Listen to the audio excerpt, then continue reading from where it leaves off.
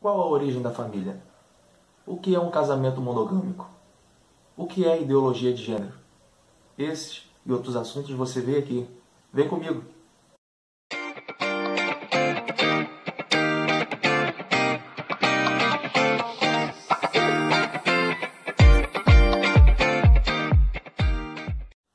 Olá, Deus em Cristo vos abençoe.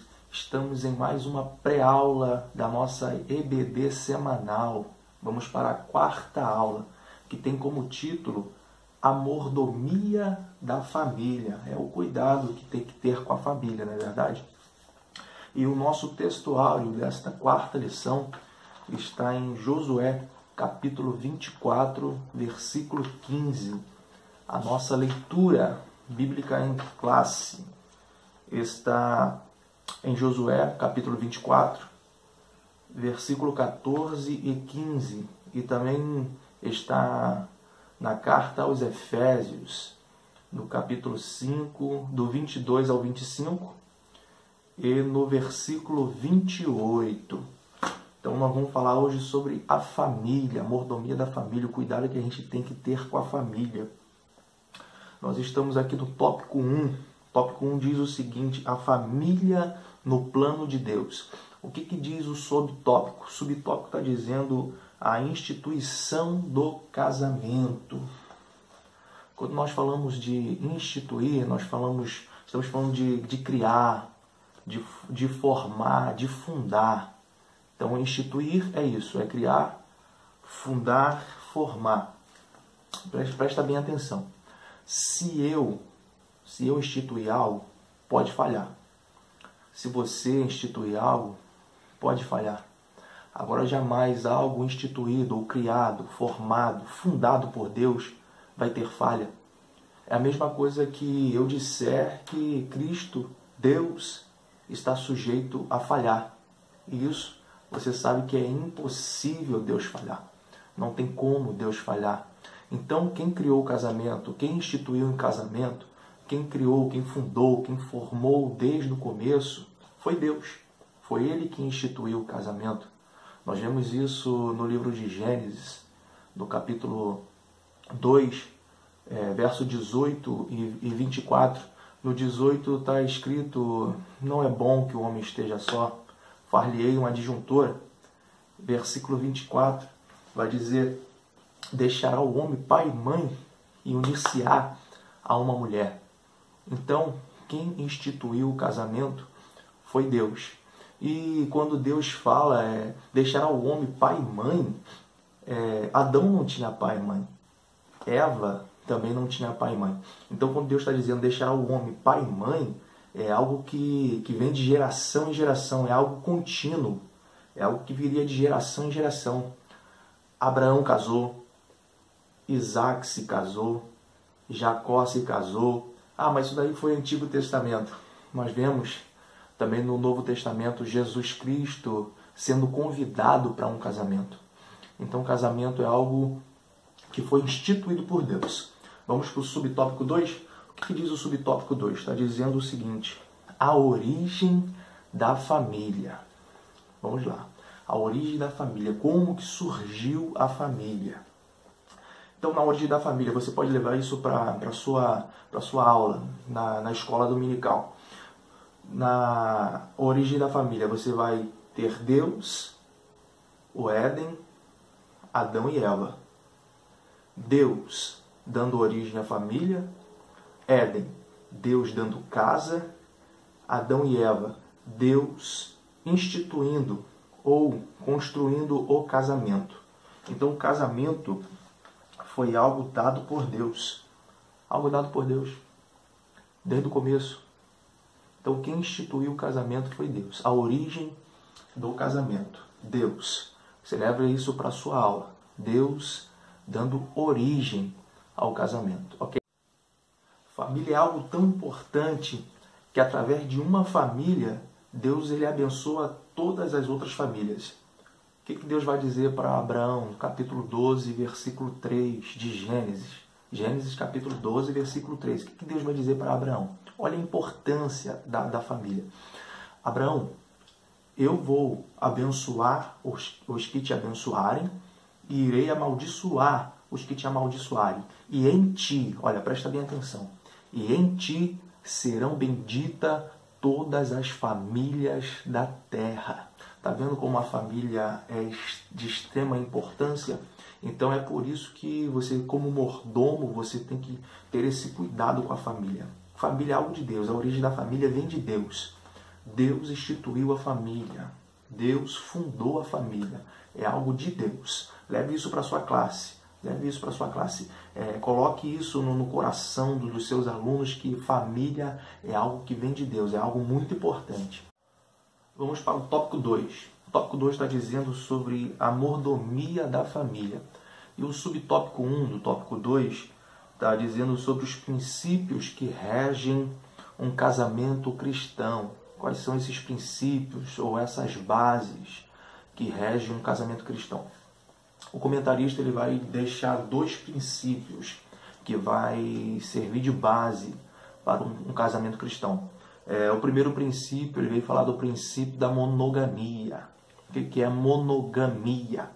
Monogamia é quando um indivíduo ele se relaciona ou se casa, se mantém casado com uma pessoa só. Ele mantém o seu casamento com uma só pessoa, né?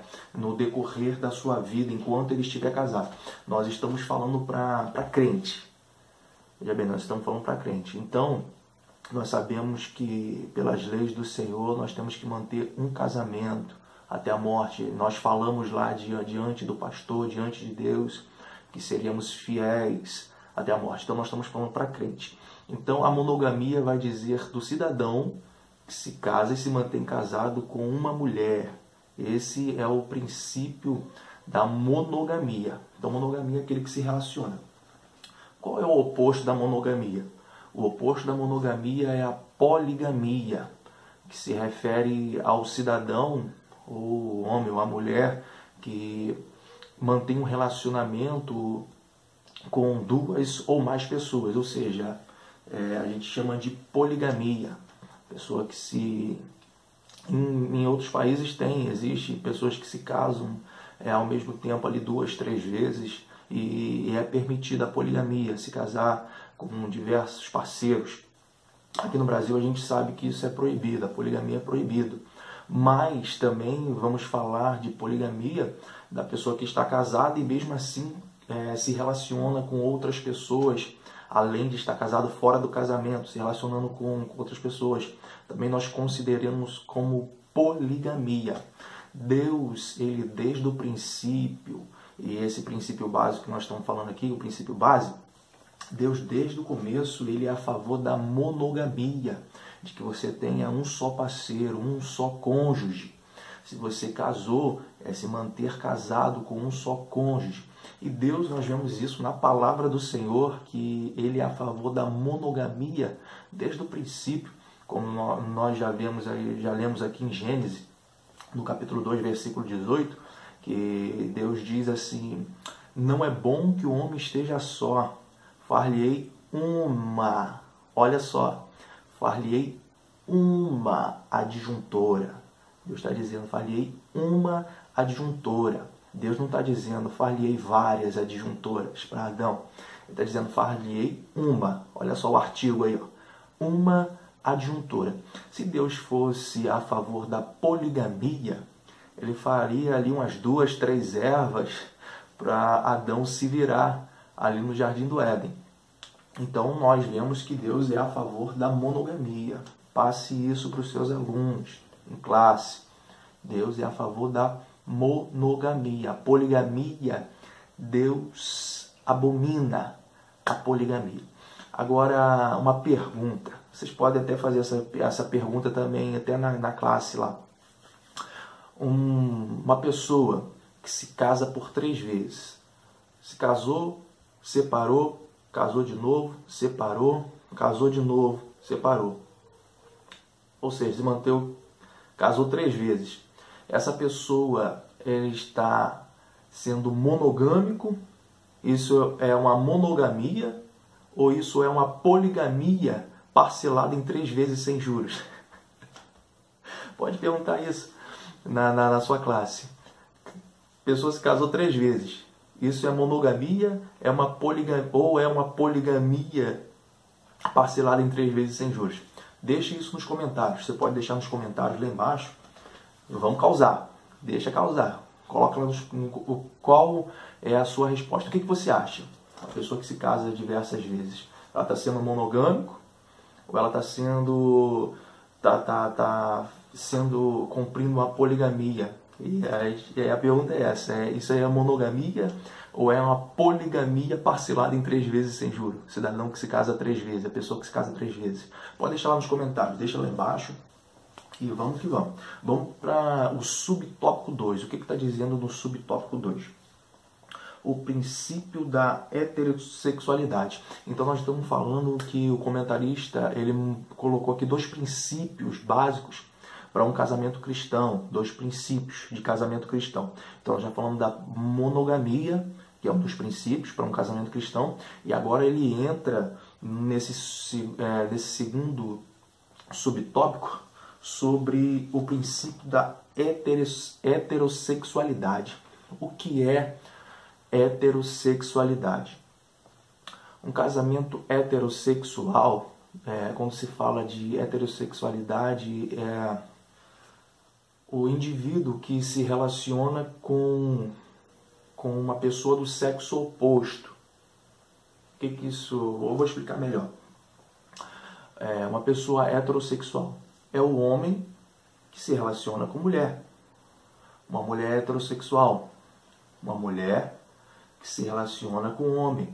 Ou seja, então um casamento heterossexual é o casamento de um homem com uma mulher. Qual é o contrário de heterossexual? O contrário, o oposto de heterossexual é o homossexual. Existem casamentos homossexuais?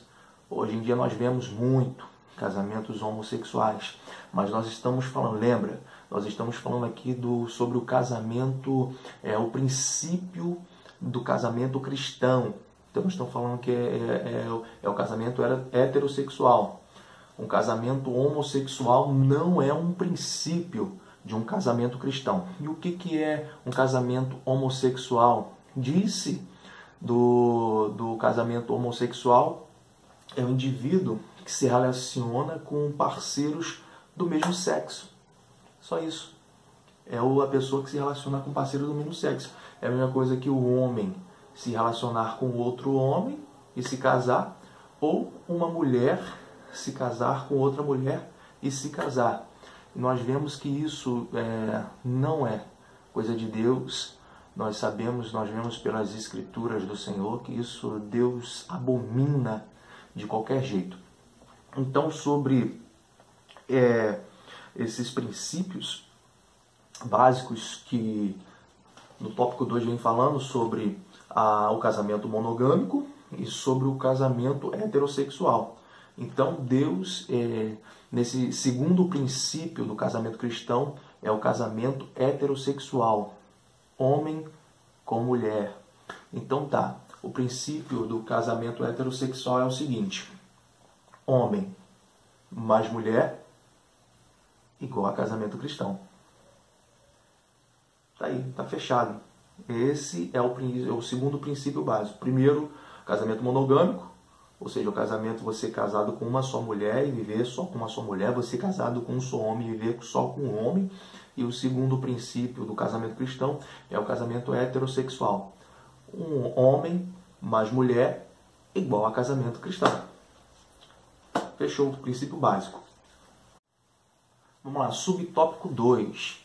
Subtópico 2 está dizendo a prioridade da família. Você é um mordomo da sua família, você é um administrador. Então você tem que saber priorizar, dar prioridades. Você tem que saber administrar isso, saber o que é prioridade. Então o comentarista ele vai priorizar na revista para que a gente possa entender. Então, como que ele divide essas prioridades dentro da revista? O comentarista vai dizer que a prioridade é Deus, você, em segundo, Terceiro, seu cônjuge. Quarto, os filhos. E quinto, a igreja. É assim que ele divide. A gente está acostumado a ouvir, não sei se você já ouviu, que sempre nas prioridades seria Deus, a família e a igreja. Quem já ouviu isso? É verdade, eu já ouvi muito. Deus, família e igreja. Que na verdade o comentarista da revista ele faz a mesma coisa. Só que dentro da família ele faz também uma divisão. Você, seu cônjuge e filhos. Ele está falando da família de qualquer jeito. Ele está falando da família. Deus, você, seu cônjuge, filhos e igreja. Por que ele faz uma divisão dentro da família também? Porque a gente também dentro da família tem que haver prioridades. Então dentro da família ele priorizou o quê? Primeiro você, depois seu cônjuge, depois seus filhos. Por que ele faz isso?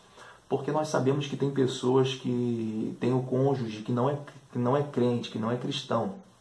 Então, quando ele coloca Deus e você pela sua própria vida, quer dizer que você tem que, mesmo que seu cônjuge não seja crente, você tem que lutar pela sua salvação. Você tem que estar ligado que Jesus Cristo vai voltar e você tem que ser salvo. Que você não salva seu cônjuge e nem seu cônjuge salva você. Mas aí o que você tem que fazer? Você que é crente, seu cônjuge não é. Colocar os joelhos em terra, orar, pedir Deus para salvar seu parceiro, salvar seu esposo, salvar a sua esposa. Que Deus ele faz isso, Deus ele salva. Então você, lutando pela sua vida, depois vem seu cônjuge, onde você entra com oração para Deus também salvar. E terceiro, filhos. Por que ele coloca dentro da família, ele divide em terceiro lugar os filhos? Porque filhos crescem. Filhos crescem. O que vai acontecer? Você não pode dar prioridade a seus filhos antes do seu cônjuge. Porque seus filhos vão crescer, eles vão ter as próprias famílias dele. Enquanto eles estiverem dentro da sua casa, é sua família. Mas depois que eles casarem, eles vão construir a própria família deles. E quem vai ficar? Quem vai ficar na casa com você quando seus filhos forem embora, se casarem e constituírem família? Seu cônjuge. É por isso que a prioridade é do seu cônjuge. Filhos depois, porque eles vão casar, eles vão ter a própria família deles. Depois que eles casarem e constituírem a própria família deles, vocês vão virar parentela. É assim, né? A gente dá um trabalho danado para criar os nossos filhos. Mais tarde a gente acaba virando parentela. Mas é assim mesmo, a vida é assim mesmo, a vida segue. Deus falou para que a gente crescesse e se multiplicasse. Então o nosso papel é cuidar bem. Então eles vão casar. Quem vai ficar conosco? O nosso cônjuge. Então nossa prioridade é para eles. Filhos, claro que a gente vai tratar bem e sempre cuidar bem. Mas na prioridade, Deus, você, seu cônjuge, seus filhos e a igreja. Por que a igreja ficou... Não é que a igreja é a menos importante e que ficou em último lugar. Quando a gente vai juntar aqui, família, juntou os três, virou família. Deus, família, igreja. Por que a igreja está aqui? Em último, mas não no sentido de ser menos importante. Porque nós ouvimos falar muito, e é verdade, a igreja começa dentro da nossa casa.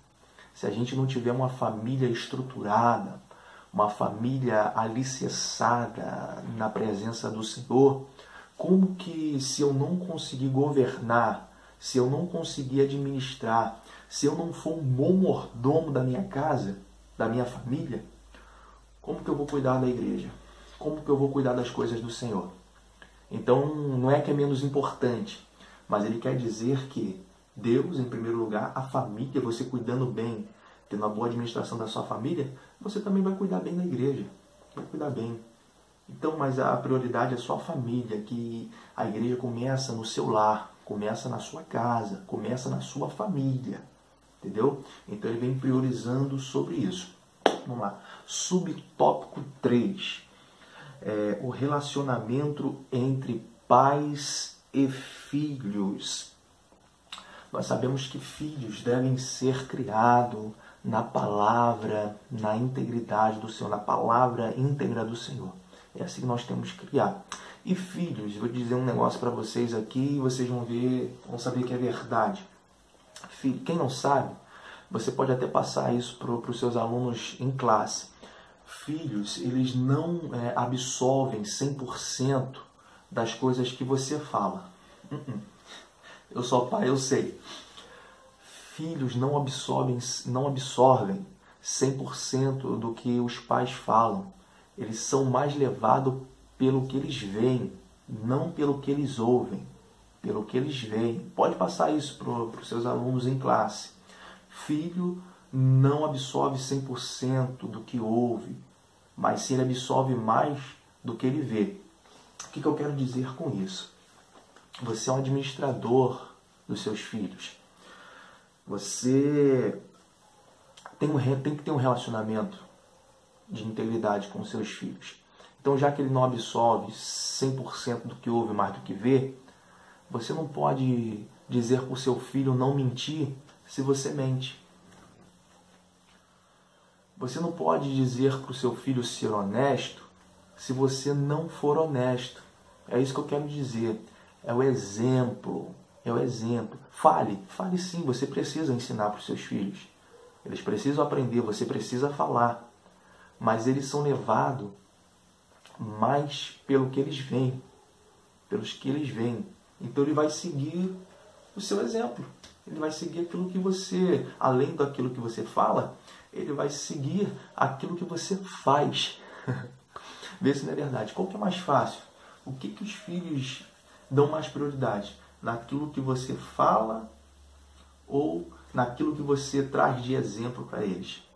Não adianta, filho vai sempre seguir exemplo dos pais, vai sempre fazer o que os pais fazem. Então é isso. Nesse subtópico 3, o relacionamento entre pais e filhos, é isso. É você ser exemplo. Ore com seu filho. Leia a palavra de Deus com seu filho. Faça culto com seu filho. Esses exemplos que ele vai ver você orando, chamando ele para orar, lendo a palavra do Senhor, tudo isso ele vai aprender, porque ele vai entender o que? Se meu pai faz, se minha mãe faz, é porque isso é importante. Se eles fazem, é porque isso tem alguma referência, isso vai trazer algum benefício. Então você chamando, esse relacionamento que você tem que ter com seu filho. Relacionamento de integridade, de apresentar Deus para ele. Ele está em desenvolvimento, de apresentar a palavra de Deus para ele. Apresentar Deus, como conversar com Deus, como falar com ele através da oração. É esse relacionamento que você tem que ter com o seu filho. Vamos lá, tópico 3. O que diz o tópico 3?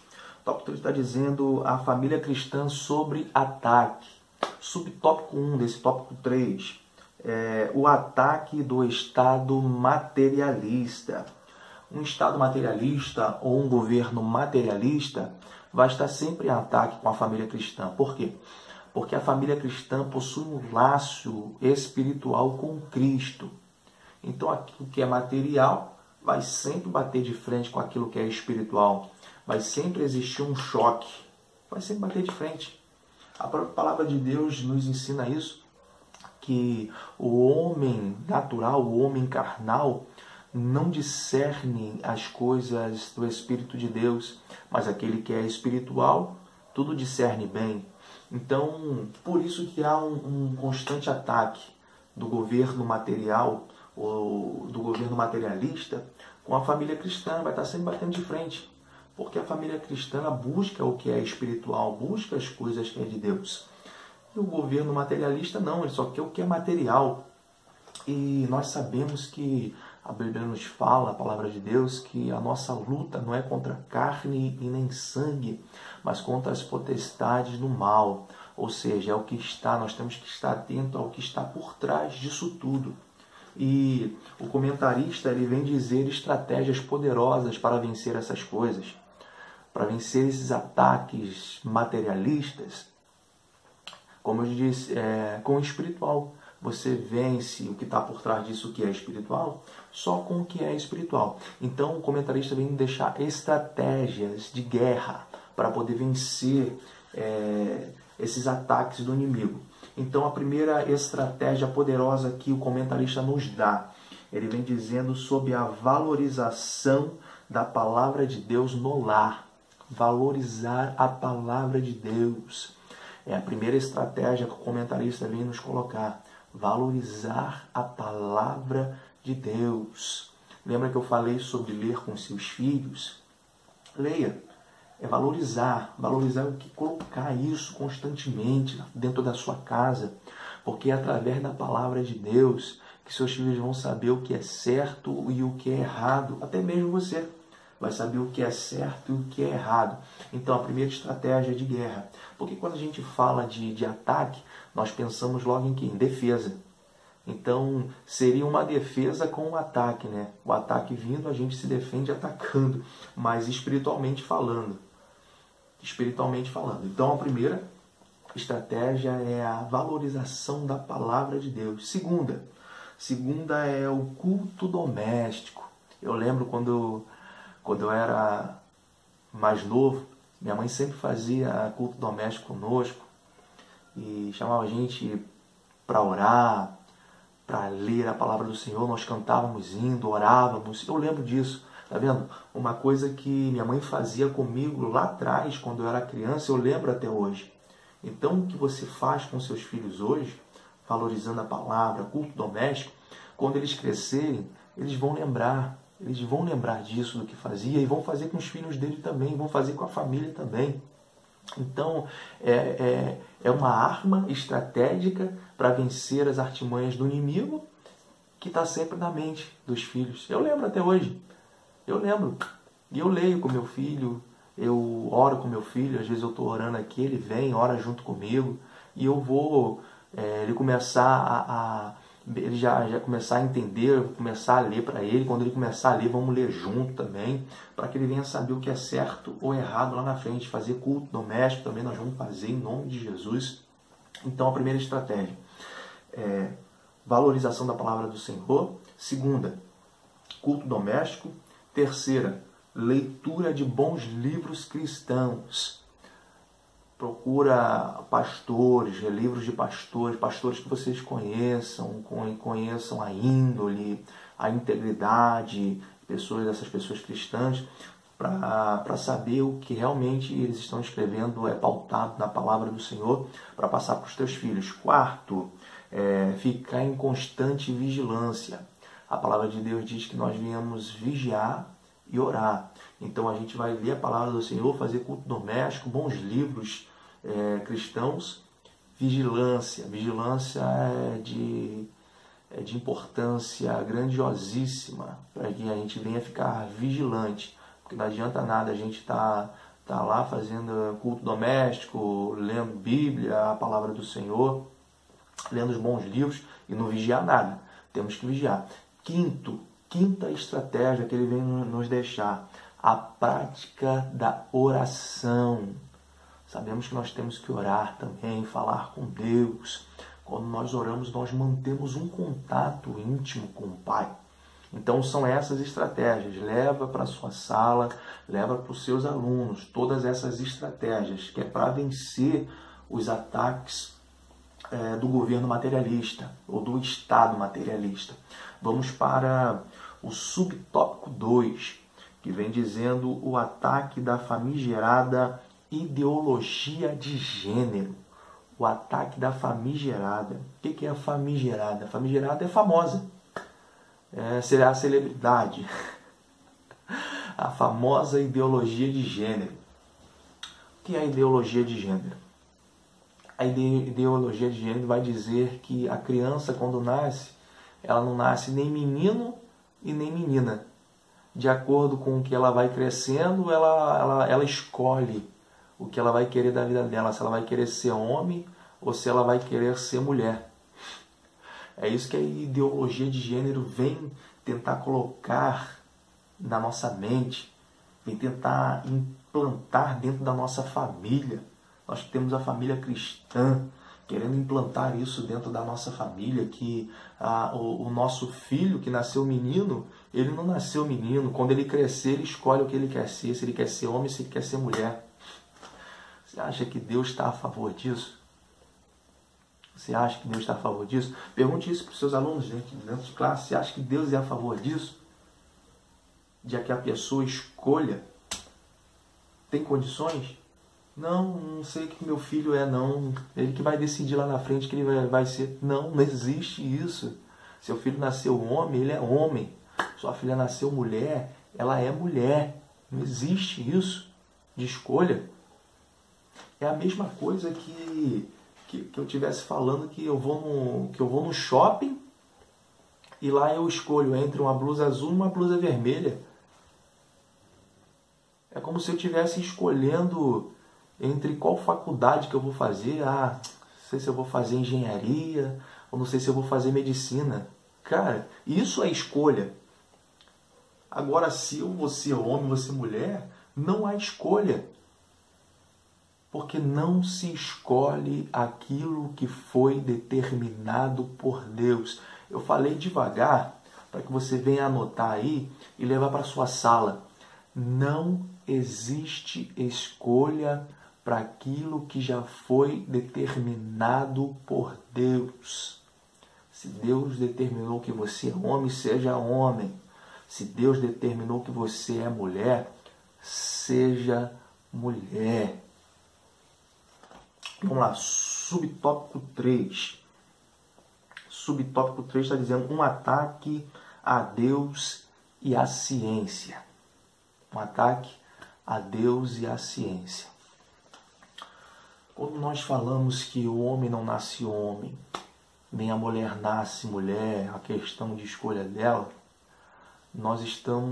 quando nós falamos isso, nós estamos atacando ao próprio Deus. Quem diz isso é como se estivesse atacando o próprio Deus, porque foi Ele que criou o homem e a mulher, foi Ele que fez. Se foi Ele que fez, como que eu que vou determinar se eu vou ser homem ou vou ser mulher? Então, quando eu digo que não existe esse negócio de homem nascer homem, mulher nascer mulher, eu estou dando um ataque diretamente com Deus, porque foi Ele que criou. Segundo ataque, eu estou atacando a ciência. Porque, por um mapa biológico, a ciência determina quem é quem. É a ciência que determina. O mapa biológico vai dizer, não, isso aqui é XX, isso aqui é Y. Então é homem, é mulher. Então quando eu digo que não existe isso, eu estou atacando Deus primeiramente, depois a ciência. Aí nós vemos hoje em dia mulheres tomando hormônio masculino para criar uma falsa impressão de ser homem, uma máscara de ser homem. Homens tomando remédios para se parecerem com mulher, ou seja, criar uma falsa aparência de mulher, e fica ali se entupindo de remédio. Eu lembro de uma pregação do pastor Júnior Trovão, em que ele pregava e dizia que uma menina chegou perto dele com a aparência de homem. Era uma menina, mas tinha a aparência de homem. E ele dizia para essa menina, você com esse cabelo cortado realmente está parecendo com um homem. Parece mesmo com um homem. Você vestindo essa roupa de homem, também parece com um homem mesmo, realmente parece com um homem. Mas todo final de mês você sangra. E isso te faz lembrar que você é mulher. Tá vendo? Adianta se disfarçar. Adianta colocar uma máscara.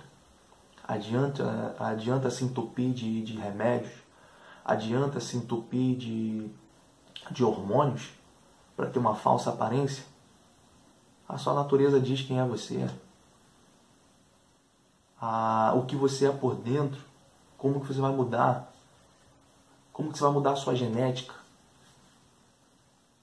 Como que você vai mudar a ciência, a sua biologia? Como que você vai mudar? Não tem como mudar. Então é isso. Se Deus te fez homem, seja homem. Se Deus te fez mulher, seja mulher. Não tem como mudar essas coisas. Vamos lá. Vamos para a conclusão. Vamos concluir aqui. Lute para preservar a família. Lute para preservar a família.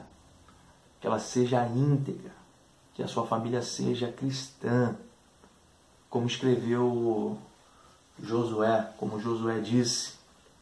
Olha, se vocês quiserem servir, sirva quem vocês quiserem. Eu e minha casa serviremos ao Senhor. Fique com Deus. Até a próxima semana, que nós vamos ter mais uma lição, a lição de número 5 na semana que vem. O que eu quero pedir a vocês que vocês me ajudem a compartilhar nas redes sociais. Você que está entrando novo aí, se inscreva no canal para que o canal venha crescer e a gente possa estar juntamente com vocês levando a palavra do Senhor, podendo ajudar vocês no desenvolvimento da aula. Isso aqui é uma pré-aula para o desenvolvimento da aula de vocês. Então, que se vocês venham ajudar este canal, amém? Fique com Deus e até a próxima.